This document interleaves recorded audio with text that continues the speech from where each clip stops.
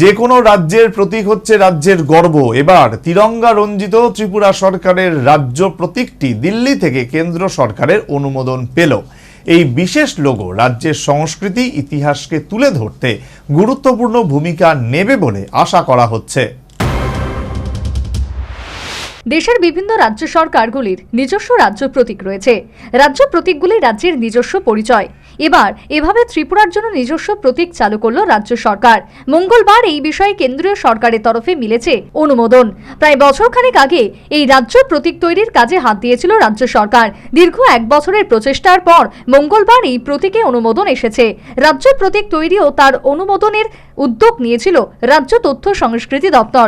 দপ্তরের সচিব প্রদীপ কুমার চক্রবর্তী বুধবার জানান, এই রাজ্য প্রতীক তৈরির গোটা প্রক্রিয়া শিল্পী অপরেশ পালের নেতৃত্বে তৈরি করা হয়েছে। রাজ্য প্রতীক যা তুলে ধরা হয়েছে ভারতের জাতীয় পতাকার তিরঙ্গা, রয়েছে সত্যমেব জয়তে। যখন মন্ত্রিসভার আমরা অনুমোদন পেলাম, তারপর এটাকে আমরা কেন্দ্রীয় সরকারের কাছে পাঠাই হোম মিনিস্ট্রিতে। তো হোম মিনিস্ট্রি থেকে অ্যাপ্রুভাল গতকালকে এটা অ্যাপ্রুভাল দেওয়া হয়েছে, সাইন করা কাগজ আমরা পেয়েছি। লোগো, আমাদের যে লোগোটা আছে, এই লোগোতে যে সিগনিফিকেন্স কি আছে, এটাতে আপনি দেখবেন এটা তিরঙ্গার কিন্তু একটা ইসে আছে। তিরঙ্গাতে যে 3টা রং আছে, এই 3টা রং কিন্তু আমাদের লোগোতে আছে।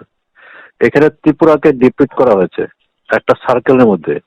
The circle signifies the sun, ঠিক আছে না? Circle signifies the sun which is the life for human being এবং আদার এনিমেলস।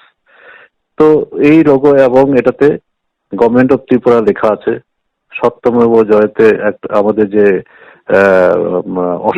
অশোক স্তম্ভ কিন্তু এটাতে। এই যে লোগো, এই লোগো একটা লোগো থাকা মানে একটা প্রাইড, একটা সিগনিফিকেন্স বহন করে। আমাদের অফিসিয়াল ডকুমেন্টে এই লোগো আমরা এখন থেকে অ্যাফিক্স করতে পারবো। আগামী 19 জানুয়ারি ত্রিপুরার পূর্ণ রাজ্য দিবস। এই দিবসে আনুষ্ঠানিকভাবে ত্রিপুরা রাজ্যের এই নিজস্ব প্রতীকটি প্রচারে নিয়ে আসা হতে পারে। তাছাড়া রাজ্য প্রতীক ব্যবহারের কিছু নিয়মাবলী রয়েছে। আগামী দিনের তথ্য সংস্কৃতি দপ্তরের তরফে বিস্তারিত নিয়মাবলী সাধারণের জন্য জানিয়ে দেওয়া হবে। Bureau report, news vanguard.